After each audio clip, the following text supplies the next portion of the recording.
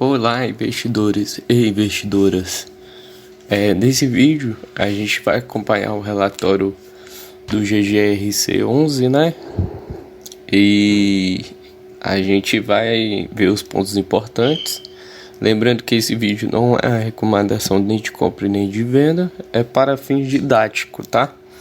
Eu vou tentar passar os pontos mais importantes. Se você é cotista do GGRC, comenta aí embaixo. Fala seu preço médio aí, pra gente saber a maioria do preço médio da galera. Vamos lá.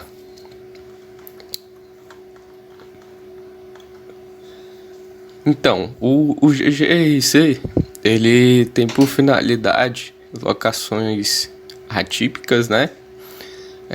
No contrato BTS ou leaseback, que é quando o inquilino ele arrenda o imóvel, ele vende esse imóvel e o GGRC vai lá, compra esse imóvel e ele continua lá dentro, só que pagando aluguel.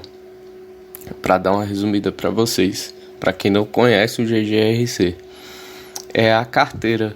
Ele possui 12 contratos de alocação, né? Totalizando uma ABL de 370 mil metros quadrados. E de área construída são 100% de contratos atípicos. O que são esses contratos atípicos? São aqueles contratos que vocês vão ver que é acima de 5 anos. Geralmente tem contratos que vão até 35, 30 anos, 20, 25. Que são aqueles contratos que, se o inquilino tem 35 anos de aluguel, ele vai ter que ficar os 35 anos, ou se ele sair antes, ele vai ter que quitar todos esses aluguel até o final do contrato, tá bom?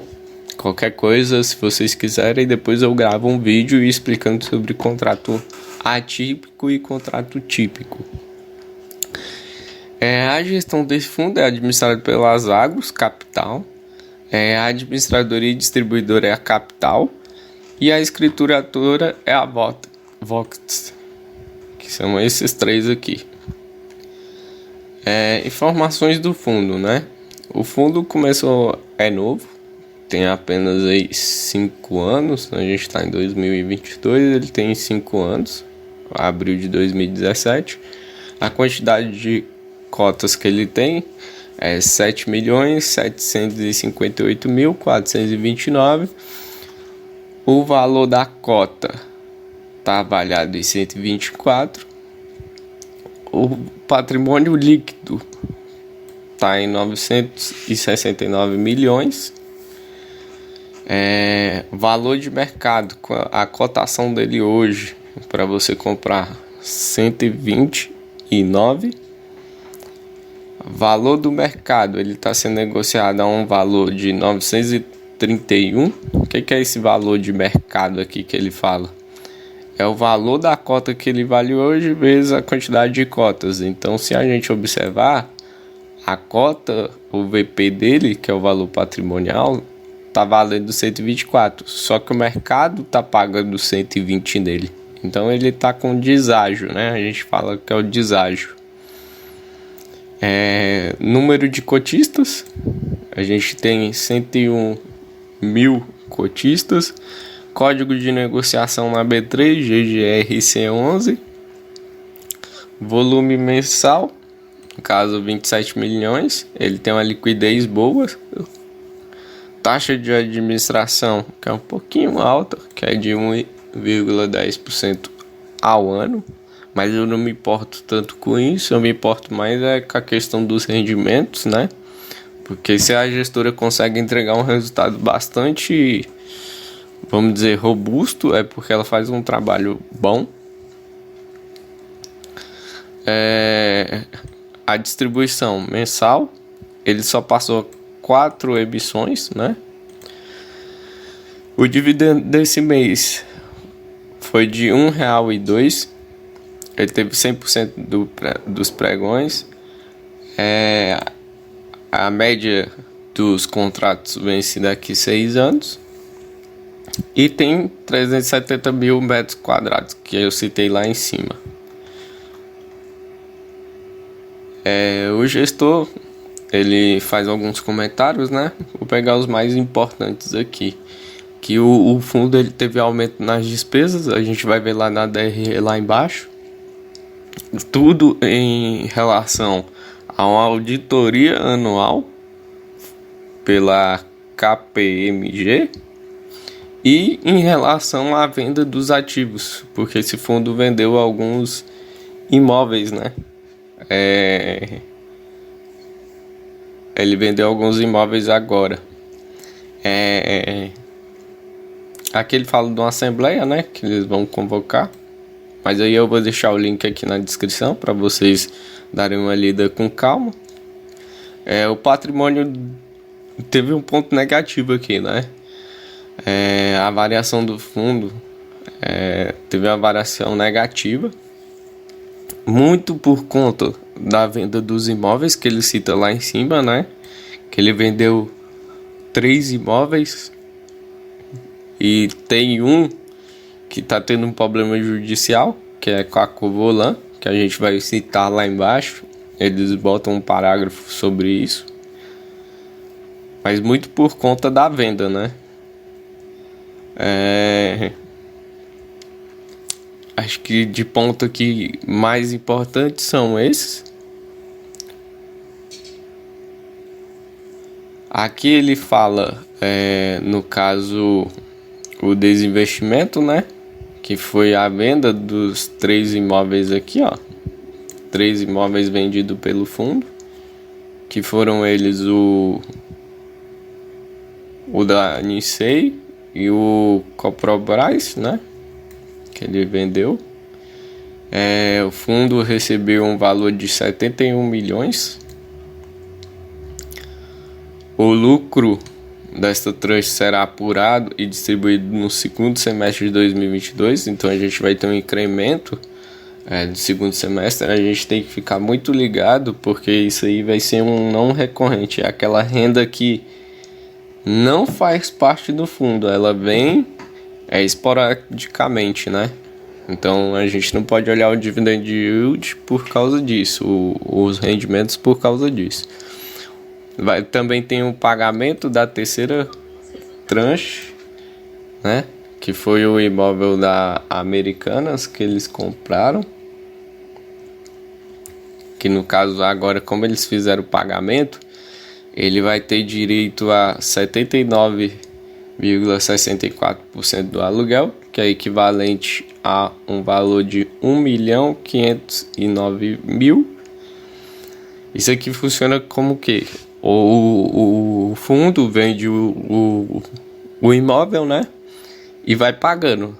Vamos dizer que o GGRC, igual ele pagou 79%, agora ele vai ter direito a receber 79% do aluguel do inquilino. De acordo com o que ele vai pagando, ele vai recebendo também uma porcentagem do inquilino em questão ao aluguel. Aqui foi que eu falei para vocês, o caso da Covolan, né, que ele tá numa briga judicial para receber os aluguéis que a Covolan deixou de pagar. E no caso ficou suspenso por mais 180 dias, né? Acho que tem um valor que ficou preso por parte dos fiadores. Isso aí é um caso que tá rolando aí na justiça, né? Mas vamos ver o que vai dar. É um ponto de alerta, entendeu? Porque a Covolan não vinha pagando os aluguéis. Isso prejudica o fundo, prejudica os rendimentos e tal. Vamos descer. Aqui ele fala em questão dos da renda, né? No caso, lembra as tranches lá que ele vai receber em relação à venda dos imóveis? Então ele tem no segundo semestre de 2022 61 centavos por cota. No primeiro semestre de 2023 ele tem 0,73 e no segundo semestre de 2023 62 centavos. No caso, a gente tem que ficar atento, porque isso aí eles não vão distribuir de uma vez, né? Eles vão distribuir de pouquinho em pouquinho, eles podem dividir, mas no final do semestre eles são obrigados a distribuir 95% dos rendimentos, do lucro que ele apurar, né? A gestora deu um guidance aproximadamente de R$ 1 por cota por mês, no prazo de 12 meses. Não é a promessa, mas é uma métrica que eles usam aí para poder medir aproximadamente quanto que vai pagar. Isso aqui a gente vai ver lá embaixo, não tem necessidade. Então, a gente chegou aqui na DRE. A gente tem que muito ler a DRE, porque a DRE traz muitas informações de onde o dinheiro está saindo. Então, o fundo teve uma receita de 12 milhões, né? Receita de 12 milhões. Receita de alocação, 7 milhões. Que a gente tem que ter um certo cuidado quando a gente olha a DRE, que é isso aqui, ó. Lucros imobiliários. É um rendimento não recorrente. Você tá vendo que nos meses anteriores ele não teve. Então esse mês ele teve. Por isso que ele distribuiu um pouquinho mais, que são em relação àquelas vendas lá que ele teve. Ele teve uma receita de renda fixa de 389 mil. Total das despesas 1.700.000. Tá vendo que ele aumentou em relação aos outros meses aqui, ó. Mas muito pelo aquilo que ele explicou. Pela auditoria lá que ele teve que gastar, né? Rendimento distribuído, no caso 7 milhões, né? Ele usou de caixa 3.100.000 reais, que no caso foi retenção e distribuição. Como tá com o sinal negativozinho aqui, ele usou caixa. Ele rendeu o que era para sair de renda foi menos que R$ 1, só que ele distribuiu R$ 1,02. Isso aqui foi o que ele utilizou de caixa. Por isso que a gente tem que tomar cuidado quando a gente olha um fundo só pelos rendimentos. Aqui ele traz, né, o dividend yield em relação aos meses anteriores. Só que a gente tem que tomar cuidado que isso aqui é em relação ao valor da cotação, que foi 120 alguma coisa lá em cima. Se você tem um preço menor do que 120, provavelmente seu yield está maior. Aqui ele explica, né, o balanço do fundo, que no caso ele tem uma alavancagem, né, de 109 milhões e 61 milhões. A gente tem que ficar de olho, que é em relação a alguns imóveis que ele comprou. Para quem não conhece, o GGRC é o tipo da receita, as localizações onde ele tem imóvel. Então a gente observa aqui que no Nordeste ele tem 11%, no Centro-Oeste 13%, no Sudoeste 53% e no Sul 28% dos imóveis. Aqui é o tipologia, né?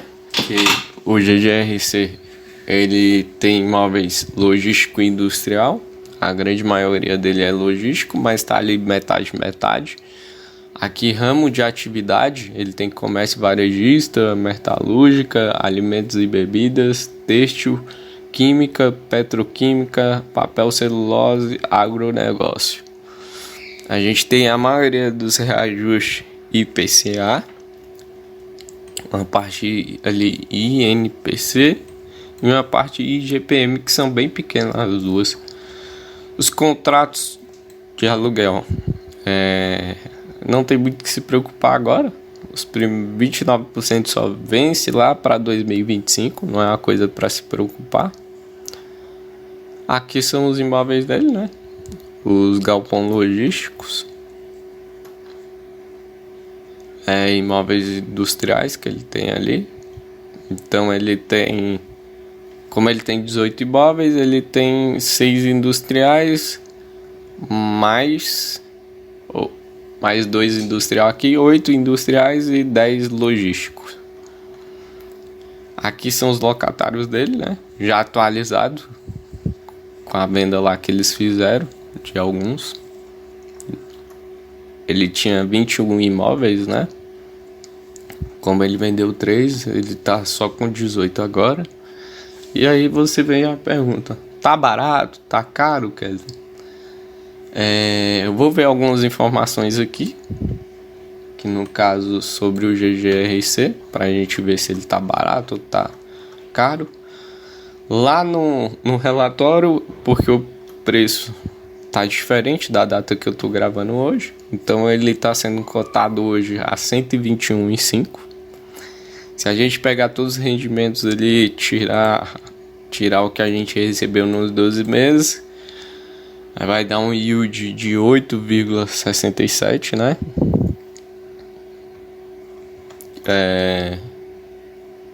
A gente vai pegar aqui por métrica a média de pagamentos que ele vem fazendo no último mês.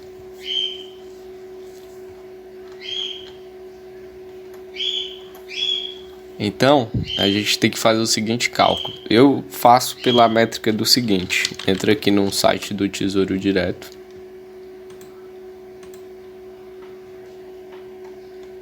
Pego a NTNB mais longa, que no caso é essa aqui de 2055, que no caso está com a taxa de IPCA mais 5,84.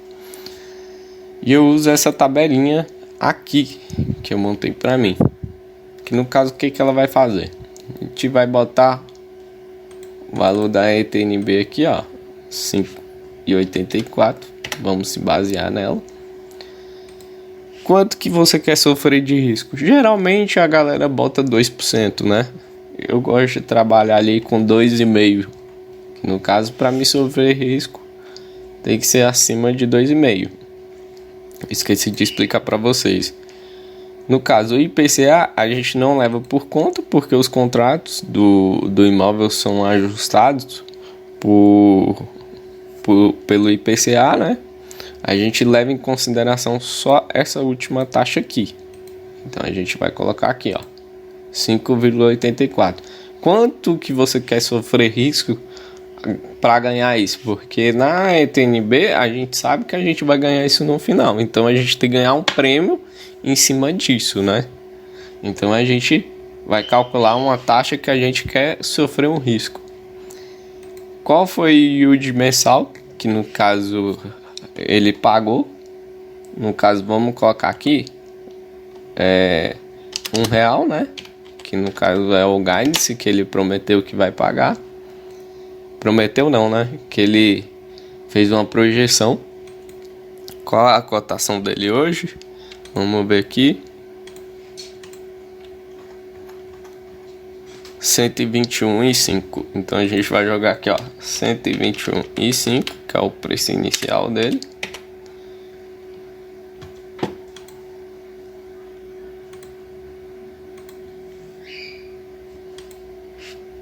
Aqui eu boto para mim 121, aqui foi errado, 121,5.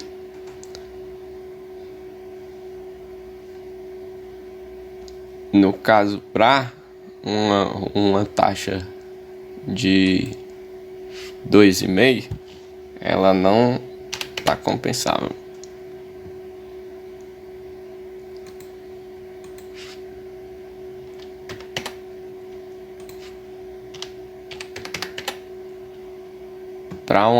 A gente calcula com a ETNB de 2%, né? Vamos colocar aqui R$100, só pra gente ter uma métrica. Não, 110, 115, não, 120, 121.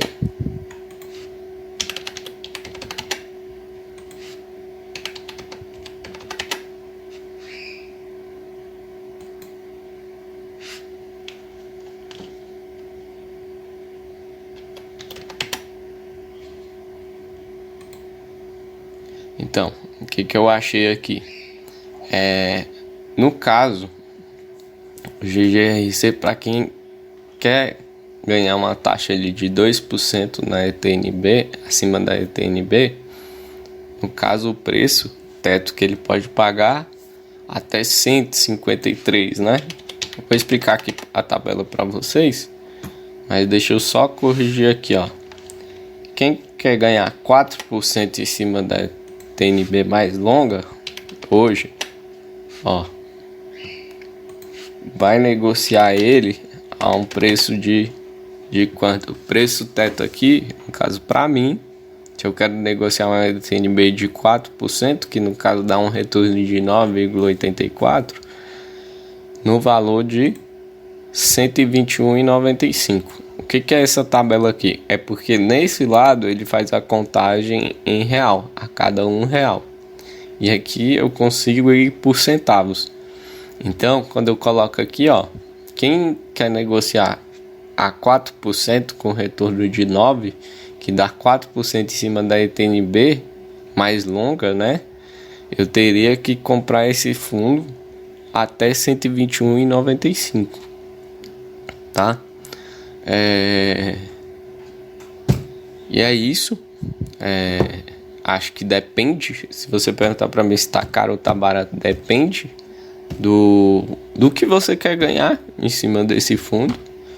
A perspectiva é que ele pague R$1 nos próximos meses, até um ano, né? Que ele botou 12 meses. É isso. Se você gostou, deixa seu like aí embaixo, comenta.